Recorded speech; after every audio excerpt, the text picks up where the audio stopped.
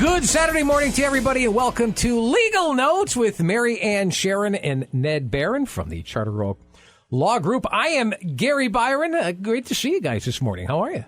Fantastic, as always. You work in a recession-proof industry, which is, well, I guess it's good for job security, but it's sad when you think about what you have to deal with on a daily basis. And how do you not get emotionally attached? I mean, I know there's a professionalism aspect of it, but there's a humanistic aspect to it as well, where these are individuals, these are people, these are human beings that are either in the midst of deteriorating physically or mentally, or have already passed on, and you're left with the aftermath to kind of clean up and sort out and legally follow through with the deceased's wishes.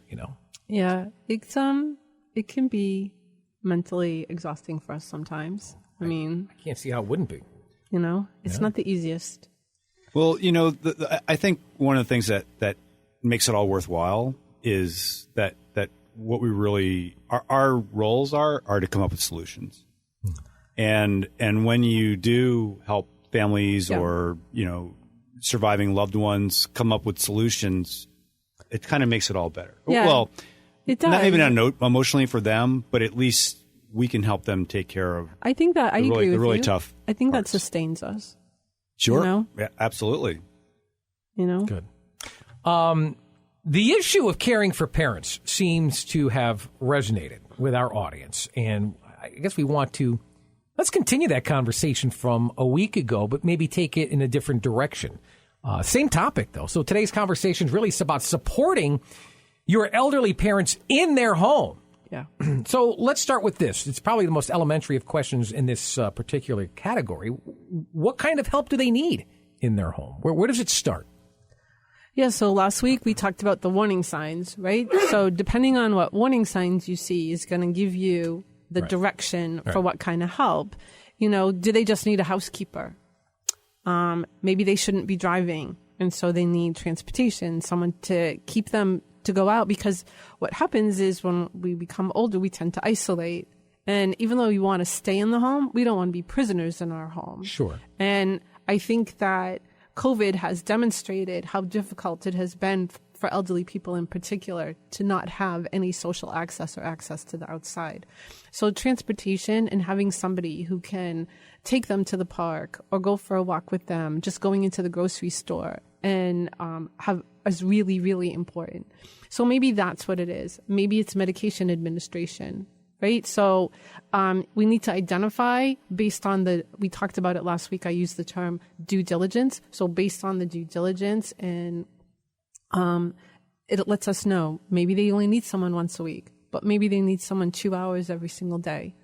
And then I don't know, if we're talking about early signs, then they clearly need less.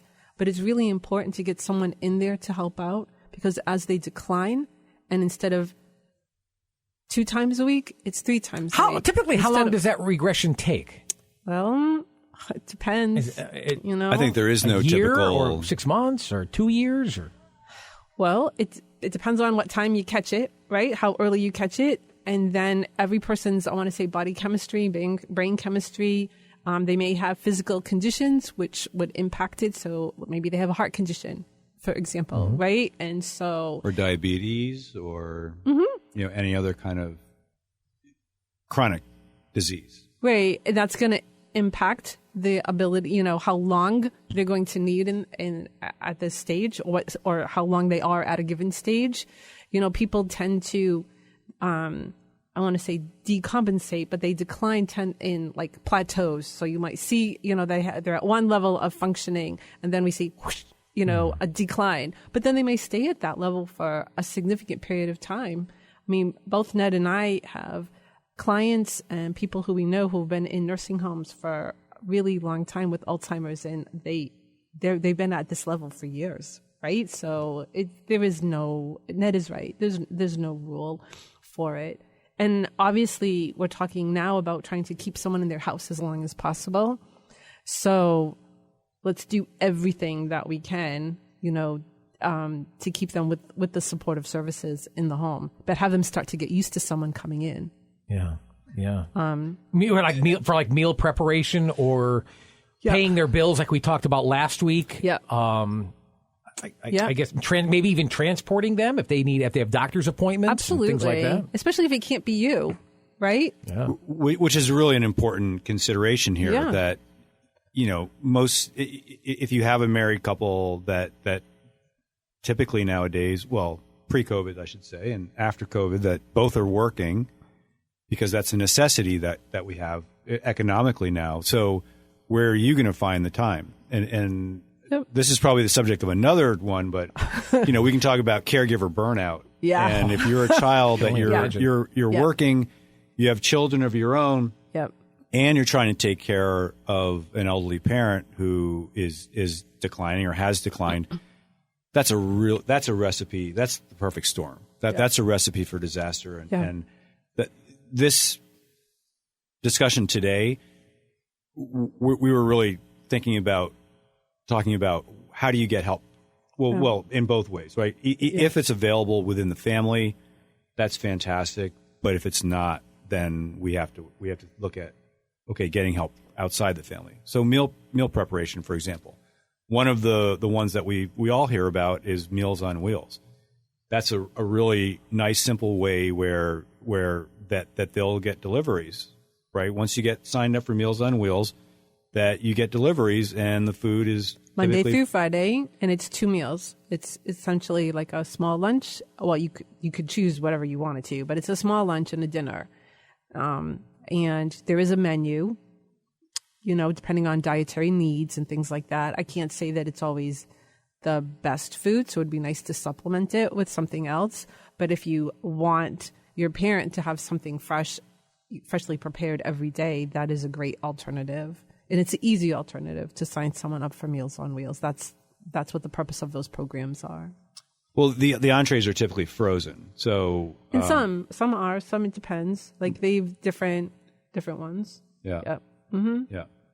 So, but they'll also include milk or other things that are not frozen. Yep. So I have somebody who had an option of the frozen, or the freshly prepared, every day. So he chose the freshly prepared. He didn't like it, and then he made a choice to go to frozen. But he did have somebody who was there with him who was taking the frozen meal out in the morning, making a decision and then assisting with heating it up. So how many hours a week typically is required to help and assist? I think to make it worth it, I like to see at least, well, if someone's doing transportation, it could easily be up to 4, right? So you take the person to the doctor's office, to the grocery store, so if you're providing that kind of service and it includes transportation and you actually have to go somewhere, you can't do less than 4, I don't think. 4 hours a day? Yeah. Well, or at a time slot. So maybe it's Monday, Wednesday, Friday, 4 hours. Okay. Right? Maybe it's somebody who just comes in the morning to sets up medication and make sure that they eat and get ready for the day, for example. About companionship? I've talked to elderly people. I've talked about where their only interaction with a live human being is the mailman. Yeah, I know. That's exactly right. And it breaks your heart. It does. It really does. Companionship is important. That piece of social interaction. If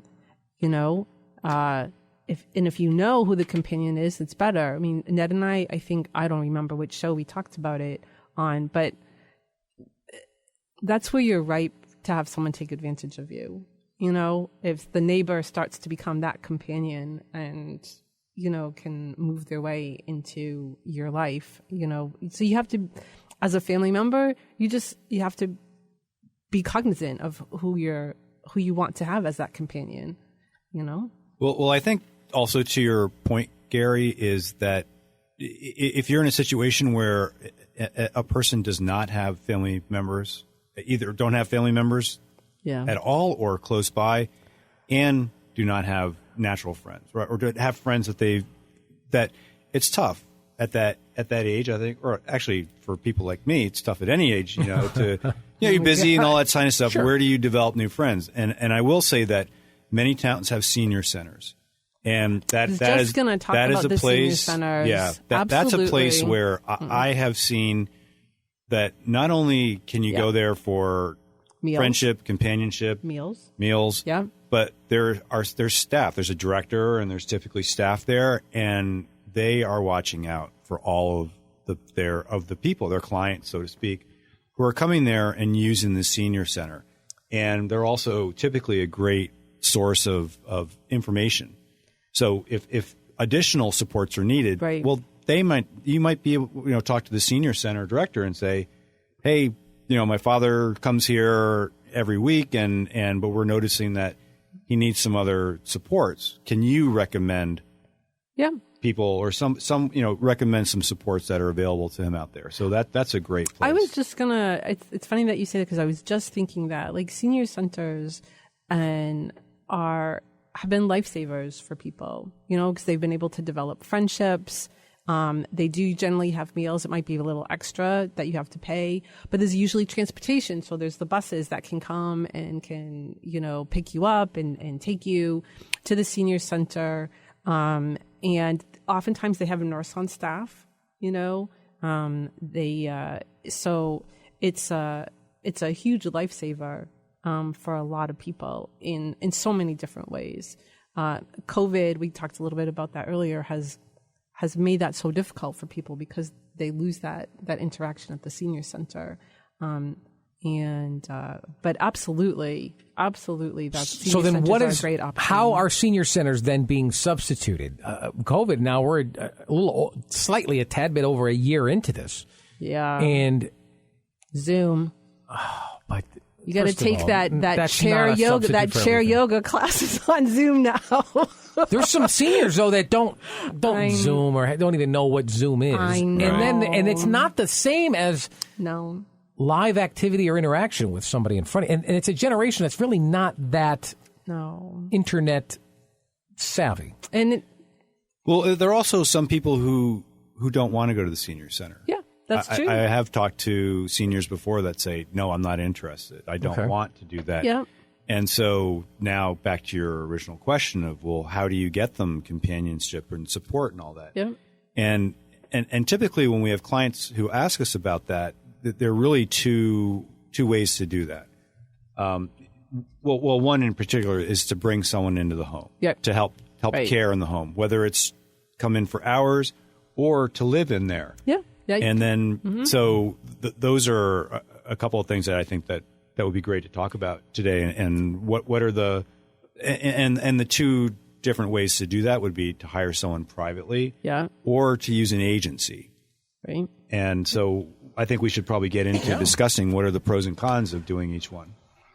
Yeah, let's do that. So How do you private. differentiate them first?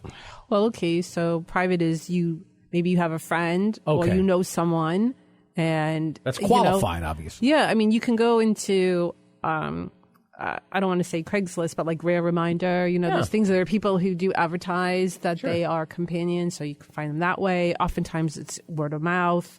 And there is someone who you know or who you have chosen to hire, and you pay them yourself. Neither Ned nor I suggest doing it under the table. They are being paid for a service, and you should either 1099 them. Ned and I have both had circumstances where we have actually, because we've been involved, we have done regular W-2s, or you have them on payroll, which brings up insurance requirements and other things like that. But if you want to protect yourself and you want to protect the person who's coming into your home and things like that, you need to be cognizant that you probably want to have the extra insurance requirements. When you W-2 someone, you need workers' comp insurance too. So, And I think we should qualify what 1099 and W-2 means. A 1099 is a subcontractors. right. It's a tax document that is issued at the end of the year to show how much you paid someone for services during the year, and that someone would be an independent contractor, as you just said, Gary. So they are holding themselves out there as, this is my business, that I am, Ned Barron caregiver and incorporated, And so, or not incorporated. or maybe not be incorporated. True, and but you would be in charge of deducting your own taxes with a 1099. Right. Exactly. Yeah. Yes. Right. So you're creating this employer-employee relationship, right? So that's what you're doing. And so the parent who needs the care, who's going to be paying for your service. And like I said, both Ned and I have seen enough circumstances where people just pay someone under the table, right? We have seen it. We don't recommend it, because it is under the table. And we are lawyers, so we want to keep our license. Right. There are tax implications that you, as the person who's employing that caregiver, can get in big trouble. Remember the nanny, the nanny scandal, controversy, or scandals or controversies, right? Where people had hired nannies and were paying them, but they were employees and they were required to be paying employment taxes. And so they got in big trouble for that. Someone who was running for office or something like that. Yeah, that was the one that came. That was the big. That right? Oh, now I'm intrigued. Yes, it happened. It was a bunch of years ago. And got in trouble because someone found out through digging that there was a nanny who was taking care of. I think there was more than one child, and but was paying them direct under the table. It wasn't a good scene. Right, and I think it submarined their. It was maybe a Senate confirmation hearing or something, and it came up. And it was done. Right. It was over. So that's one of the cons of hiring someone yourself, and because you have to be careful. You need to talk. If you do that, you need to talk to your accountant. You need to make sure that you are in compliance with the law, so that you don't get in big trouble down the road. And so oftentimes people do it because it's less money. Right? So it's generally cheaper than using an agency. Mm-hmm. But one of the logistical problems is, what happens if that person's sick? Well, that was one of the questions I was thinking of as well. If you were an agency, I would think they'd have coverage for that. That's exactly right. Yeah. And so that's certainly one of the things that the agency can provide. But if you're private paying someone and they get sick, let's pretend they get COVID and they have to self-isolate for 10 days, as an example. Or let's not use that example. They just want to go on vacation. Mm-hmm. They have a sick child, right? All of those things can happen. You need to have a plan B when you hire someone privately. And, it can become for the child an organizational nightmare to make sure that there's coverage. Dad calls up, I thought Sue was supposed to be here, but she's not here. Is she running late? Did something happen? He has a doctor's appointment. Who's bringing him to the doctor's appointment? It can be very stressful. Well, and another, just to add to that, is that we've also seen cases where caregivers just didn't show up. Oh, yes. We certainly have. And the excuse was, I just can't work with this person any longer. And what was happening was that this person who already had some issues, the that's being cared for, they've gotten worse. That, let's say, it's Alzheimer's, and sometimes Alzheimer's people can become, verbally abusive or even physically abusive. But let's just say that it just was verbal, right? That and it just started out in little ways, and this person took offense, but they didn't say anything, and then they just finally had it one day and said, "I'm done." Now, it could be something like that. It could be somebody who's a diabetic and really wants snack food. And you have a caregiver who's really trying very hard to make sure that they maintain their diet and their blood sugars appropriately. And you have someone who's not cooperative. And then you do have a caregiver who's going to quit, right? So not a matter of just not showing up because their kid is sick. They quit on you. And now what do you do? I hate to think that senior has no one then coming in to check on them or care for them. Folks, you are listening to Legal Notes with Charter Oak Law Group. Mary Ann Charron and Ned Barron. I'm Gary Byron. That's just thinking of that is it's not just sad emotionally. It can be risky with their health, particularly when it comes to medications, particularly when it comes to nutrition. What is a geriatric care manager? Yeah, you want to take that? I don't care. Well, my layman's interpretation of a geriatric care manager is somebody whose expertise, or they hold themselves out to as someone who has expertise in geriatric, meaning the issues of elderly people and what their needs are. Mm-hmm. And so this is typically a person who has it's basically a consulting business. And usually a social worker background. Okay. True. Yes. Who has a special knowledge about what the needs are and what the solutions are for elderly people. So a geriatric care manager will oftentimes be hired to do an assessment, whether it's to keep someone in the home or to understand what their needs are. Right. Understand what their needs are, maybe and the recommendation might not be to stay in the home. It might be assisted living, or it could even be nursing home. I mean, it really depends on the situation. Yeah. I think for most of us that what we are trying to do is to help people stay in the home. Right. So you do the assessment in order to keep them in the home. In my experience, what they would provide is they become particularly valuable if the child or children are out of state and don't have the ability to visit their parent on a regular basis. You do need someone who can be your eyes and ears and who can... Sure. I was just talking about trying to coordinate all the care and deal with all of that. You're hiring someone to do that for you. And if that person has that particular level of expertise and background, then they're going to be better at it than you would be. Are there ever any circumstances in which the children agree on a companion or someone who's a caregiver, and their parent doesn't get along or have chemistry with or good rapport with, or just plain old doesn't like them? Oh, yeah. And how sticky can that get? Is it as simple as just requesting someone else, or what if the elderly is just non-compliant, regardless of who comes in, is just refusing it, but needs it? Yeah. So well, if you're talking about the case where instead of hiring your own independent person that you are using an agency, the good news is that they typically have other caregivers that they could switch out. All right, so that's good. That answers the first part of my question. It's good to hear. I'm glad to hear that. Yep. But what happens if the elderly is just not receptive to anyone? Well, someone, most likely the child, is going to have a conversation with the parent and say, look, we're trying to keep you here, Dad.